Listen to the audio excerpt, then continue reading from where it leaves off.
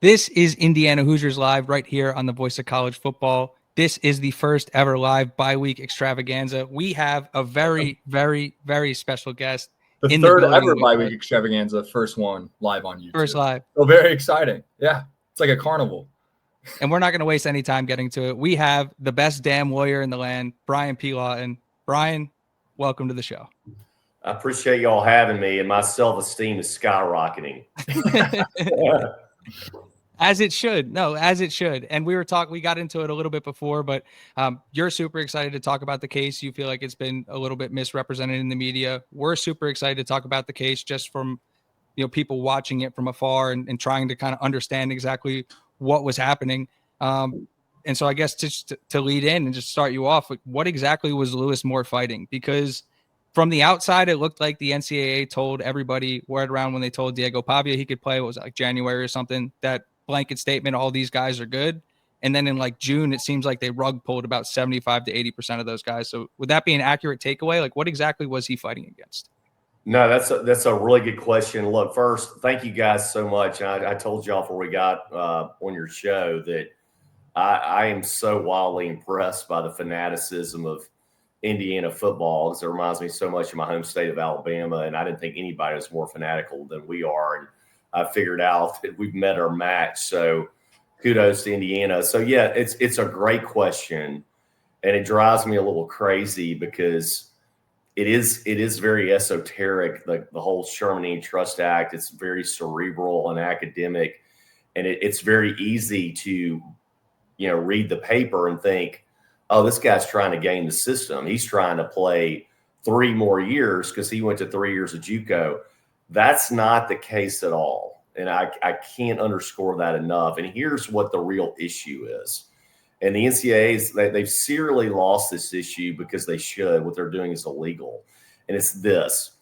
The NCAA bylaws, and particularly I think it's NCAA bylaw Rule 16, and what it says is that no one can play more than 4 years. Everyone knows that. But what the rule does is it says that no one can play more than 4 years within a 5-year window.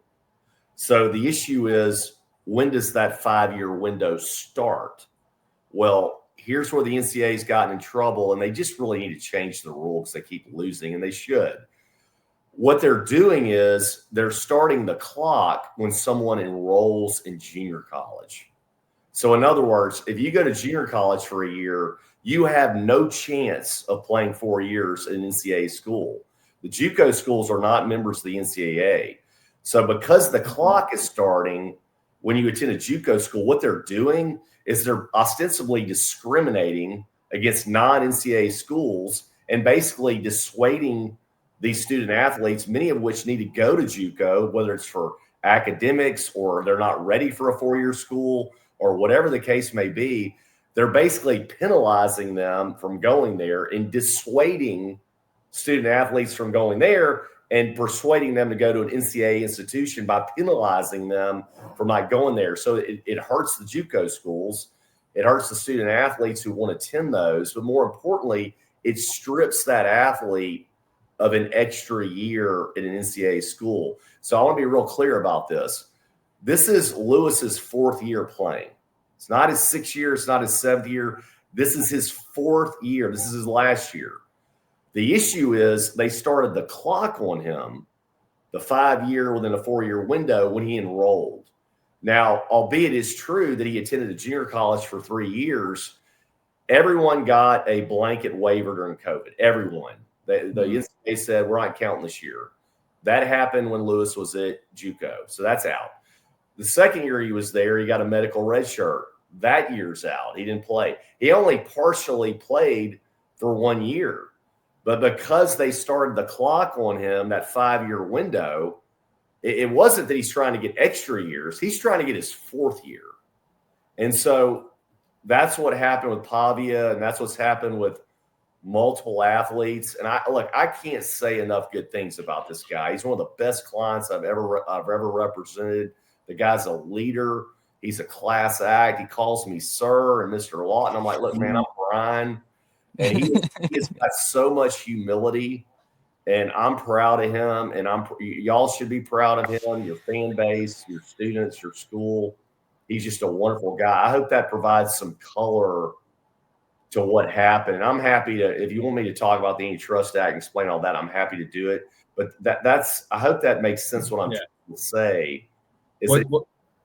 What's interesting is that I thought there was a new ruling where JUCO didn't count anymore toward that. Like I thought that was a new thing. It sounds like it was always the case, as long like that wasn't a new thing. People just were discovering that that's they were reading the rule a little bit better. Sounds like that's what you did. Now they're taking advantage of that new knowledge, right? That's pretty accurate. I would qualify that by saying this. The rule hasn't changed. They've had the eligibility 5-year clock within 4 years. Mm-hmm. The NCAA has continuously and systematically applied that rule to JUCO colleges, which are non-member NCAA institutions, and that's why they get in trouble. Well, the reason this all created a firestorm is, and I don't want to get too deep into academic law, but the short story is this. When the U.S. Supreme Court decided the Alston case, everybody knows that case where they've read or heard of it. That's the case where the U.S. Supreme Court said name, image, likeness is not something the NCAA can take away from a player. They're entitled to be compensated for that. It created a First Amendment issue on the right to receive payment. So now all of a sudden, these are student athletes. They're not employees of the NCAA.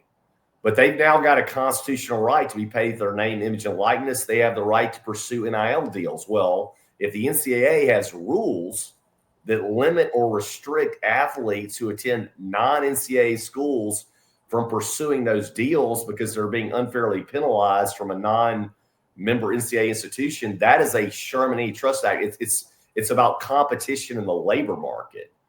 And so, but because money's fair game now, that's why the whole Antitrust Act, monopoly, having some body manipulate the market being competitive student athletes, right? The only way to get to the NFL is through Division I football. So if you strip someone from that and they're not employed by you and they have a constitutional right to pursue a contract, make money, etc., that's where the NCAA's got in trouble. And unfortunately, and this is what really drives me crazy. I'm not talking too much, but this is what drives me crazy is this. Even if the NCAA is right and we're wrong, forget what Judge Tillery did. Let's just suppose hypothetically that Judge Tillery was wrong and that the NCAA is right. So what? The NCAA has lost these other cases. Mm-hmm. So if hypothetically Lewis wasn't allowed to play, how is that fair to Indiana when Diego Pavi had the exact same issue, but he's playing Indiana? Or Bustard, who's playing at Eastern Michigan? Or Bram, who's playing at UNLV? So all these other athletes who have won against the NCAA are getting to play. So if the NCAA had prevailed in our case, it still creates this unfair advantage where these other schools have gotten those athletes on the same circumstances to play. So it creates unfairness on top of unfairness the way they're defending these lawsuits, if that makes sense. I hope it does. Yeah. And I think it's a good fight to fight because there's might not be, there's a lot of external factors that might affect a high school recruit to end up going the JUCO route, and to have them stripped of eligibility to finally break through and make it to the NCAA and make a career for themselves.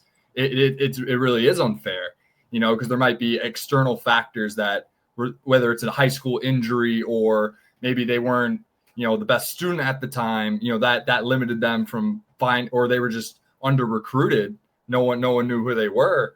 It really allows those players to get an equal opportunity to, play their dream of playing Division I or just an NCAA sport. That's 100% accurate. And then I'll say, because you kind of made the point of like, even if the NCAA were to win, you look at the other players around college football who were granted eligibility. I was having a hard time trying to figure out what the NCAA's argument was. It seemed like at times they were fighting just to fight. There were times, and you were literally there, where they were talking about JUCO, saying how it did matter. Then Judge Tillery said it didn't matter. Then they're saying, okay, it actually never mattered. So what exactly were they trying to fight? What was their case? It's a great question. And, the phrase I used with Judge Tillery was, they've inserted new lyrics in old tunes because they're recycling the very arguments that were rejected by a federal judge in Pavia, that were rejected in Buster in the Eastern Michigan case, that were rejected in Bram, the other NCAA case, rejected. And there's a more recent case out of Michigan. So they're not. They're basically arguing all these other courts that ruled against them are wrong without saying that there's some new nuance or new development in the law. But to your question, they're basically arguing this. They're arguing that there is not a antitrust violation because there's not harm to the market as a whole. In other words, Lewis Moore, whether he does or doesn't play, doesn't impact the market being Division I athletes in football who are seniors. But that legal argument has been rejected, and understandably so. And I'll try to dumb it down the easiest way I can. My understanding is that, look, I'm not an expert on y'all's football team, but here's my loose understanding. My loose understanding is y'all have got a safety that's injured, or redshirt, or someone got hurt. Mm-hmm. And I'm not knocking on other football players. My understanding is there's a younger football player that statistically at least is not as high caliber as Lewis. So the point being is this: if Lewis were removed from the market being D1 athletes who are seniors or fourth-year players, more experience, are starters, really good at what they're doing. How many safeties are there in Division I football right now at his level? Probably not very many. And of those, only a few get to the NFL, and only a few can get there. You only get there through college football, right? D1 football.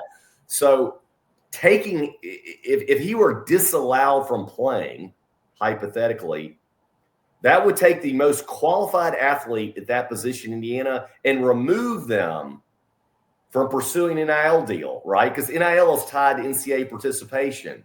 So they can't participate, they can't get the NIL deal. If they can't go through D1 football, they can't get to the NFL. So it's removing a market participant. And that's the harm. That's the antitrust violation. The NCAA's wanted to say, well, it doesn't harm the market as a whole because some freshman could start at that position, or some walk-on, or some sophomore. But the problem with that is that's not an apples-to-apples comparison, right? We all know that the most experienced players get the highest NIL deals. Arch Manning's an exception, right? The people with the most experience get the best contracts. I mean, Ty Simpson, for example, at Alabama, his NIL deals were way different this year than last year where he didn't play at all, or his sophomore year. So that's the difference. I hope that makes sense. It is a very academic type argument. It makes complete sense. And if you take Lewis Moore off this defense from two people who've watched all of Indiana football snaps this year, yeah, it's a completely different defense. It's not even the same defense. Especially with Bryson Bonds out. Right. But that's the rub of the whole thing. And yeah, it's I don't want y'all to get me started on the NCAA, but I'll tell you.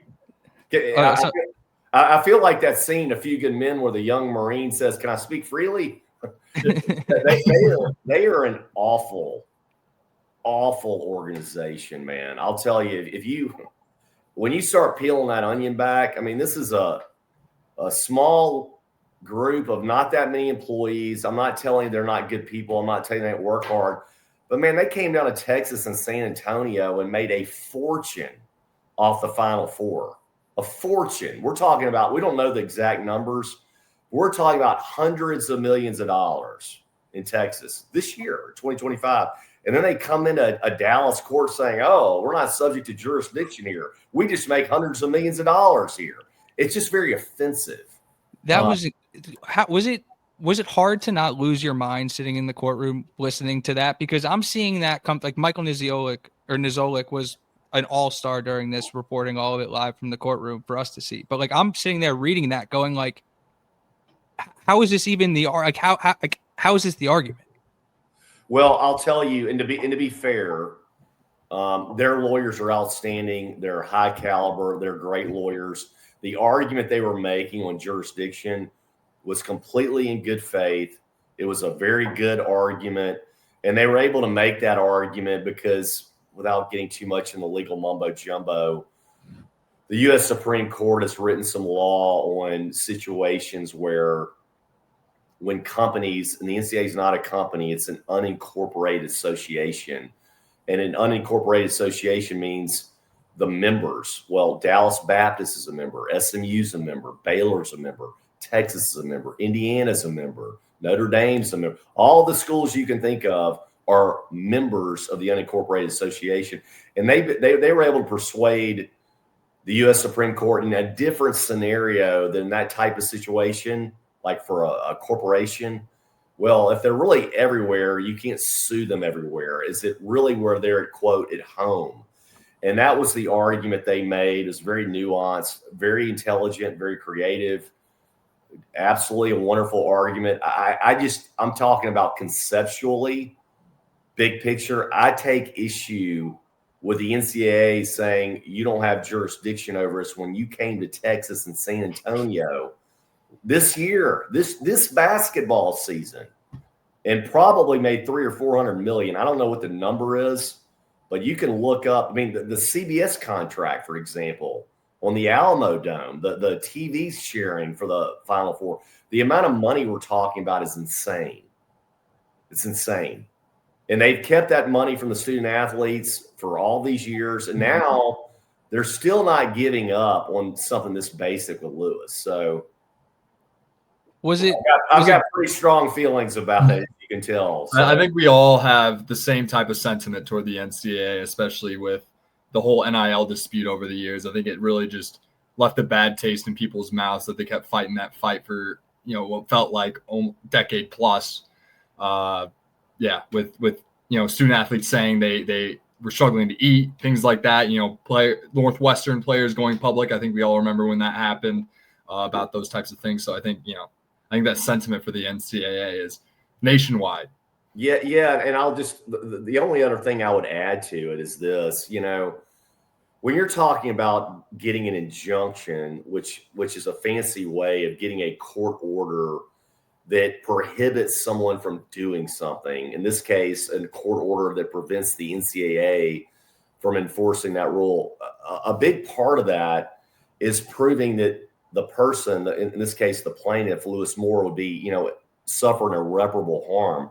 It was undisputed that if he had been found ineligible, which would have been the outcome if Judge Tillery ruled against us, because they could have enforced the rule, he would have been off the team. He would have lost his scholarship, I'm sure. He would have probably been subject to having to rescind or pay back the NIL deal he did get. The lawsuit and his uncertain future kept him from getting other NIL deals 100%.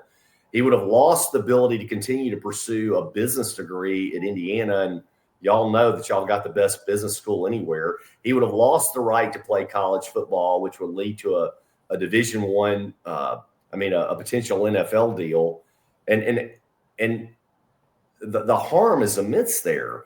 And I asked their expert who came to, and by the way, and this really grinds my gears, the NCAA didn't even have a client at the hearing. They didn't have a corporate representative there. They didn't have a soul from the NCAA. Not even a person saying, "Hey, I'm here on behalf of the NCAA. I do." No one even showed up. And I asked their expert. I said, and he didn't expect the question. I said, "Can you tell us how the NCAA will be harmed if Judge Tillery does not grant this injunction?" And he's like, "Oh, never been asked that before." And he said, "Well, these student athletes, blah, blah." I said, No. The student athletes don't work for you. They don't work for the NCAA. They're the ones that are antagonistic with you. And I said, is anybody in the NCAA going to lose their job if he doesn't get to play? Is anybody from the NCAA are they going to default on the loan on their building or their rent if he gets to play? Or is anybody going to lose their 401k or their? It's not going to harm y'all at all, but it's going to destroy this kid. And yeah, that's just very distasteful, in a court which is supposed to be a place of fairness. Completely agree. You talked about the injunctions. Was it frustrating to get the first one and to get the second one, or was that kind of procedurally how you expected it to go? No, I have nothing but glowing things to say about Judge Tillery. He did everything by the book. He works so hard. I mean, he gets there at 7 a.m. He stays till 7 p.m. I mean, he is a hard worker. And what I loved about what he did is he gave the NCAA every shot to put on every argument they wanted to. So there's no going to the Court of Appeals and saying, oh, he committed error by not letting us do this or that or chicken fat. He gave them a full hearing on everything before he ruled. So that's important to trial judges, is to make sure everybody gets to bring potentially an appellate court a complete record. So he did a masterful job. I applaud our court. I mean, he got it right. And, only other thing I would say is, we didn't ask to put him out on a limb. Half a dozen courts have already resolved this in favor of the athlete on the exact same fact scenario. And all they brought to him were the same arguments these other judges rejected. So that's why I just think what the NCAA is doing is very distasteful. And that's not on the lawyers. They're doing what the NCAA tells them to do. But eventually, they need to come around and just fix the problem instead of fighting these individualized lawsuits they continue to lose. Yeah. To answer Keezer's question from before, it does sound like they were just kind of fighting it to fight it. Right. And it sounds like that was the case with a lot of others too. Yeah. And that's what I told our judge. I said, Judge, if you rule against us and you agree with them, Judge Tillery went to Texas Tech. I mean, hey, let me tell you something. Texas, we love football here. And I said, how would that be fair to the University of Texas or Texas A&M or Baylor or SMU? Let's assume he was going to those schools. How would that be fair to that school if Diego Pavia gets to play for Vanderbilt or Buster gets to play for Eastern? How is it fair to basically reward these other athletes who got in front of judges that agreed with them? Mm-hmm. I mean, how's that fair in this case to Indiana? And I think that's their problem, is they've got a very myopic approach and they're not looking at the big picture. So I think they've created an enormous amount of animosity with student athletes, and they've earned it. I would full blown agree with that statement, and most of it self-inflicted, which is the most frustrating part. So would you say, did you have a pretty high confidence level after Judge Tillery said he was going to give a ruling at the end of the day? I had a very high confidence feeling from the moment we filed it and landed in his court. I've known Judge Tillery a long, long time, and he is a well-regarded jurist. He's very fair. He's very practical. He's very big picture. And look, Lewis is not some stranger to Dallas. I mean, this kid went to Poteet High School in Mesquite. That's 15 minutes from downtown Dallas. Navarro Junior College is, an hour south of Dallas. I mean, he's a Dallas County voter. I mean, he's part of the fabric of our community. I mean, if you live in Dallas County, he's the kind of guy you want to go see flourish and succeed and hopefully come back to our community. So, I mean, we're fully invested in him and in the bigger scheme of things. And I just knew that we were going to get a fair shake with him. And if you're right on the law and you're right on the facts, that's a dream scenario, is just getting in front of a fair and impartial judge, which is what we had.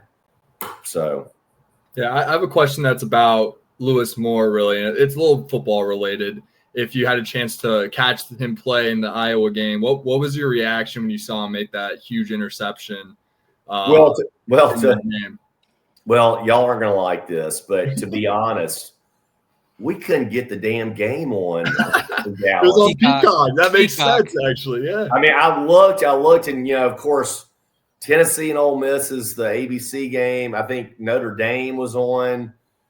There was another game. I went through all 400 channels I've got, so I saw the play after the fact. Not long after the fact, my phone was blowing up. I did see it. I just didn't see it real time.